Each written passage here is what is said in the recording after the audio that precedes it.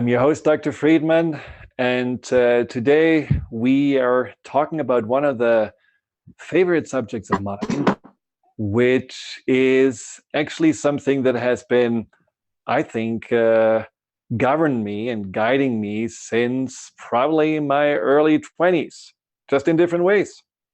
As many of you know, I started out in cardiology, working as a cardiologist, and at some point left this whole field simply because cardiology seemed to be focusing so much on the symptoms and focusing on the problems of the physical, the mechanical aspect of the heart, and not enough on other aspects that also can cause high blood pressure, arrhythmia, and even strokes and heart attacks, which are stress, anxiety, and so on. So, with some detours, I am, since the last 15 plus years, working more on the heart that is the core of our being, the heart that is that place inside of us that knows who we are, the heart that tells us the truth when we listen to it, and the heart that we also too often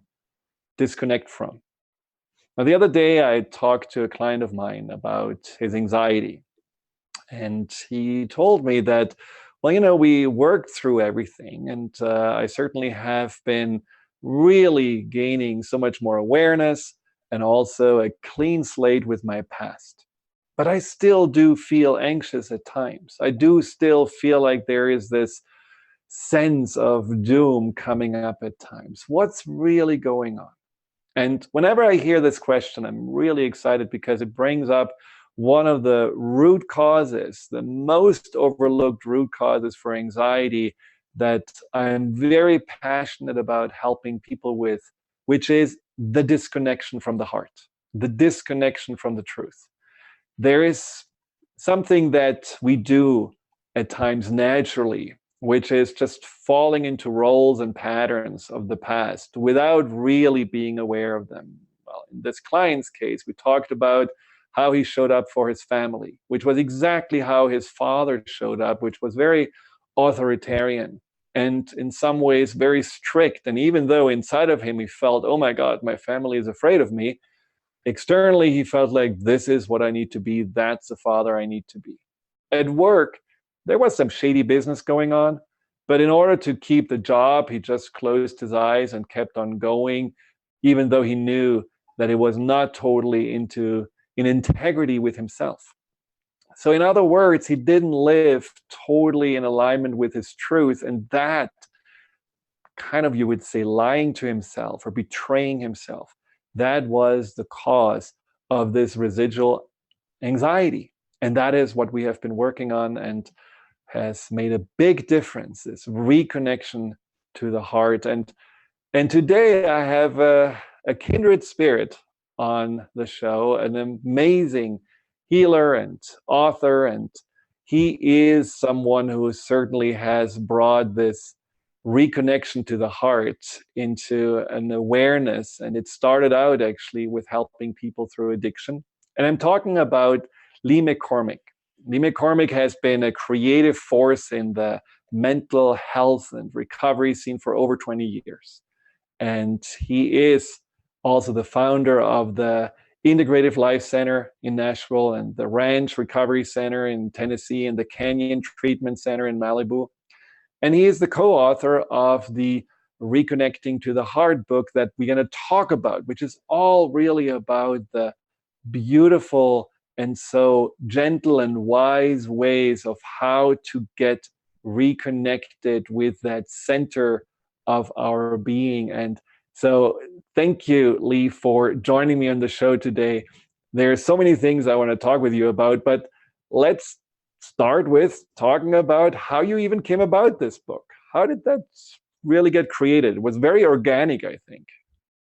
Yeah, so the question is, what are we missing? And what we all realized is that, our approaches to healing are all derived out of the same cultural beliefs, the same cultural patterns, the same cultural frame of life that all of our issues are being created from.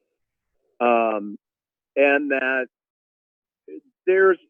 we felt like there's a real need and opportunity to simplify the way that we look at ourselves and to find ways to simplify the experience of stepping into your life and addressing all of the behaviors, all of the patterns, all of the manifestations, which can be addictions or mental health issues, any of those diagnoses that are haunting us.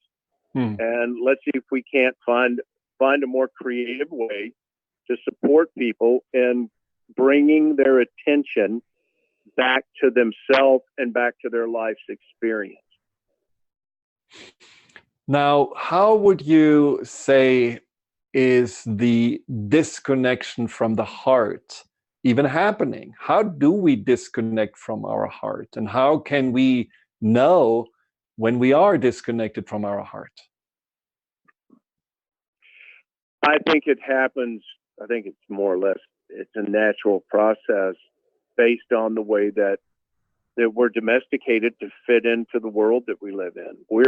We humans are domesticated in much the same way that animals are domesticated, and we're from the time of birth, growing up as little children, into childhood, into teenage years, into adulthood.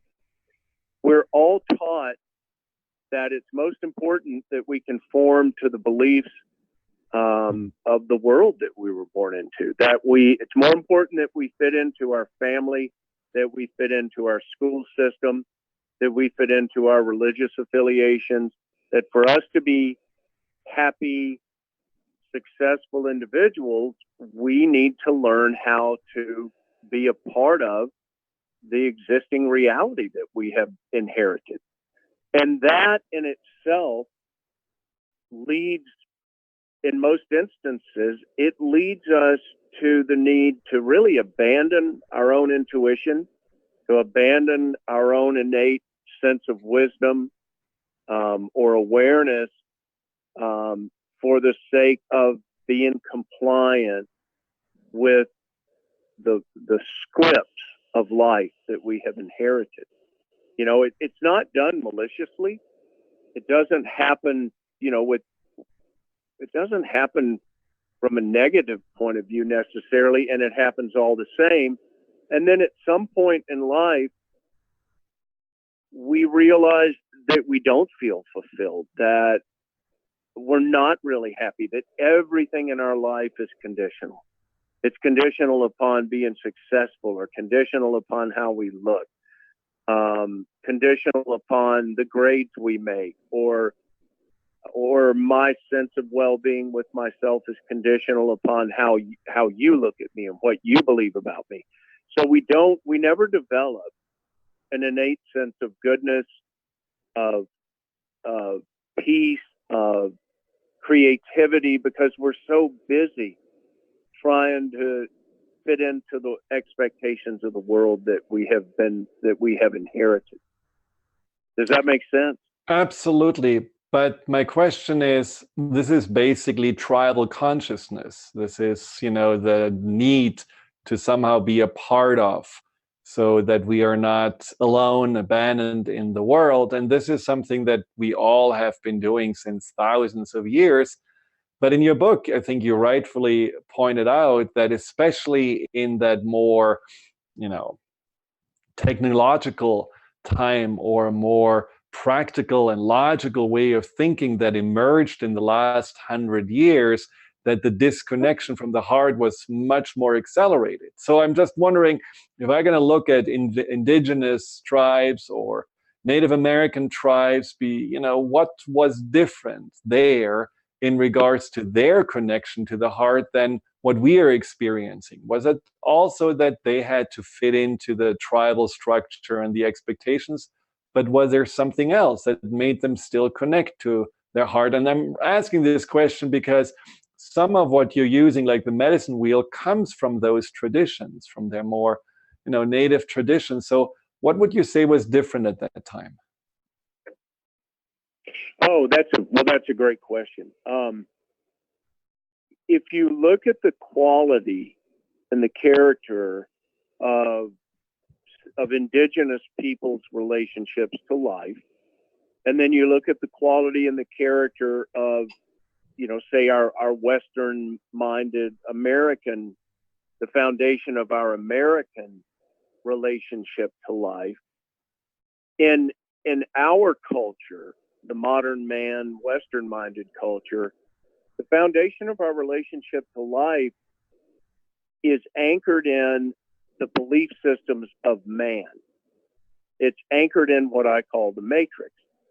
And that is, in a sense, it's all made up by man. We, our forefathers, our ancestors held belief systems.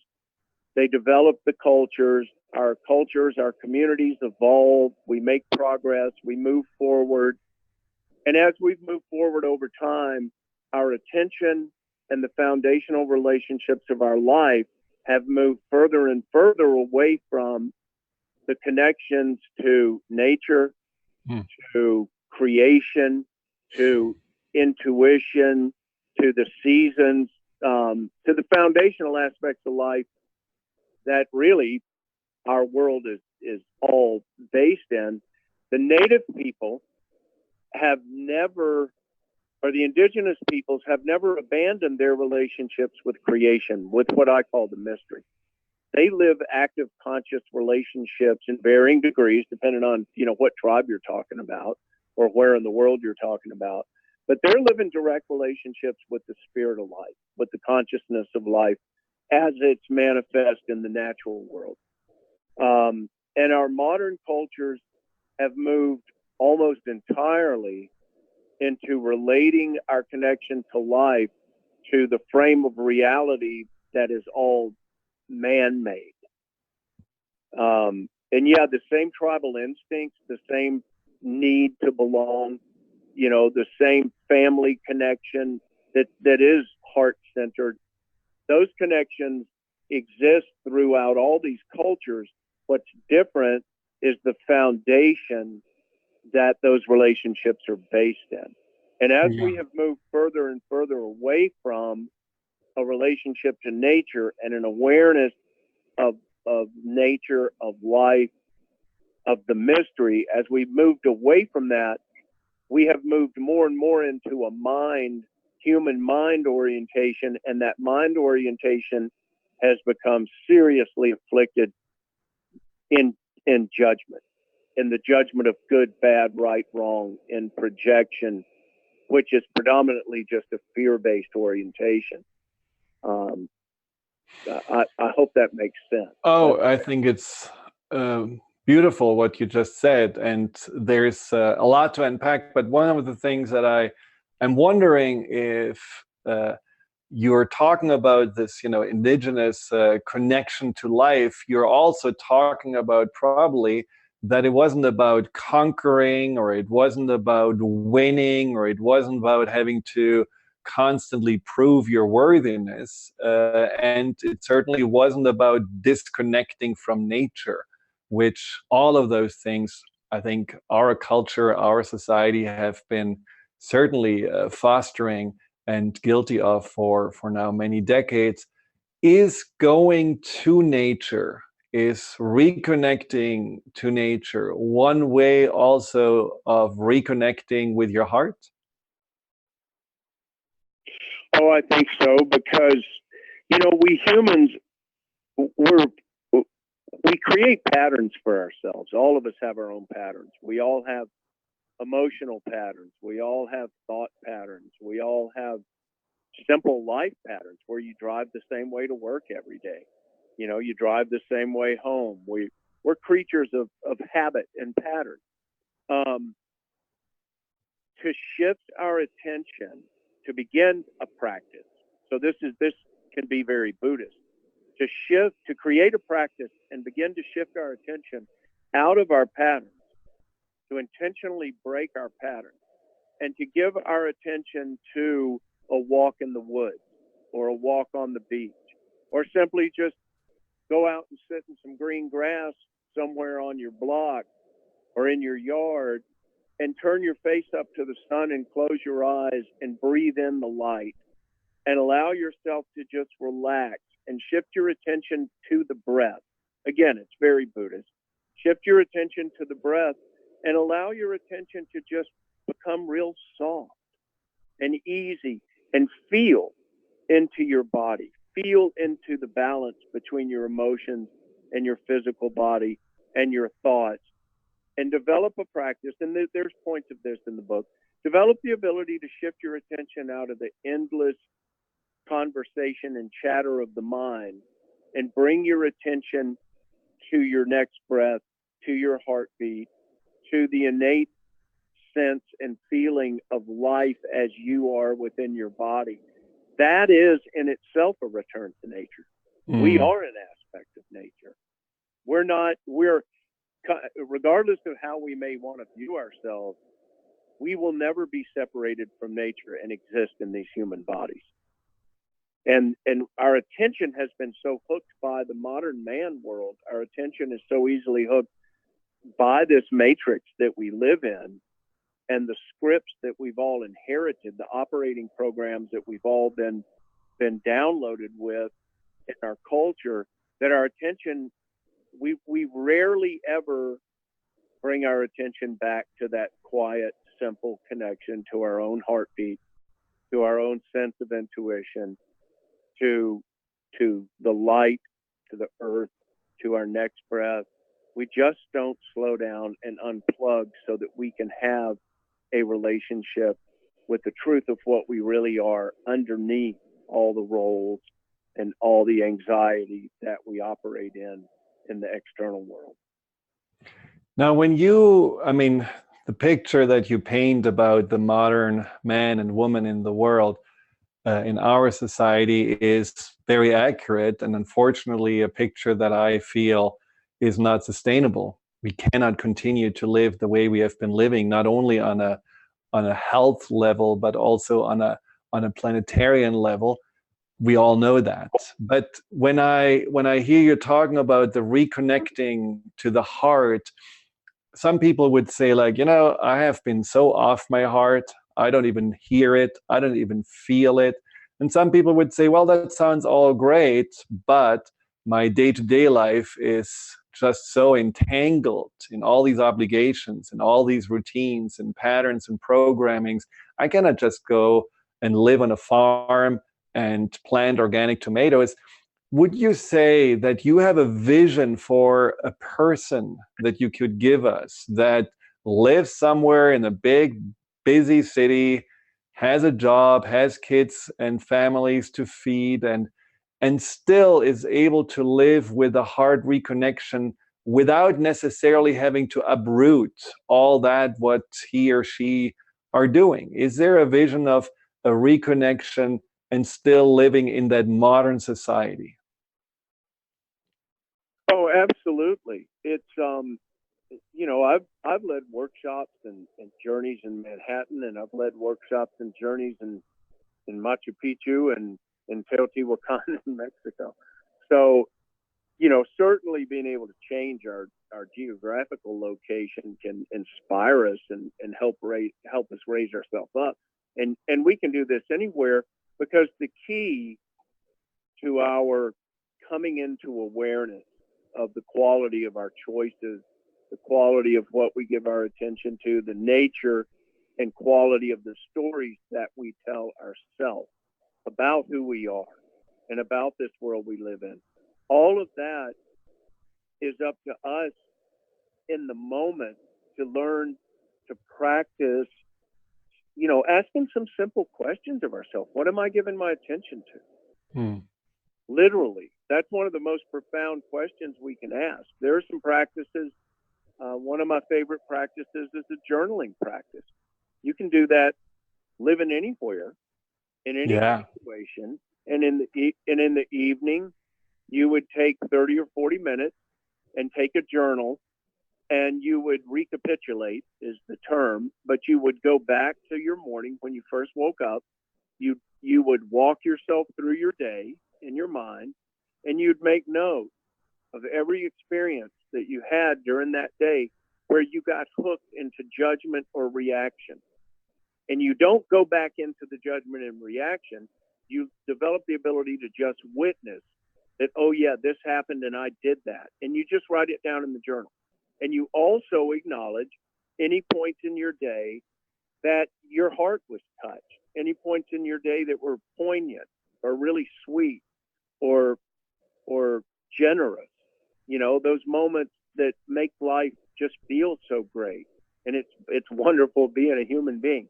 So you acknowledge the challenges and the judgments that you got into, and you also acknowledge the goodness and the sweetness that you experienced.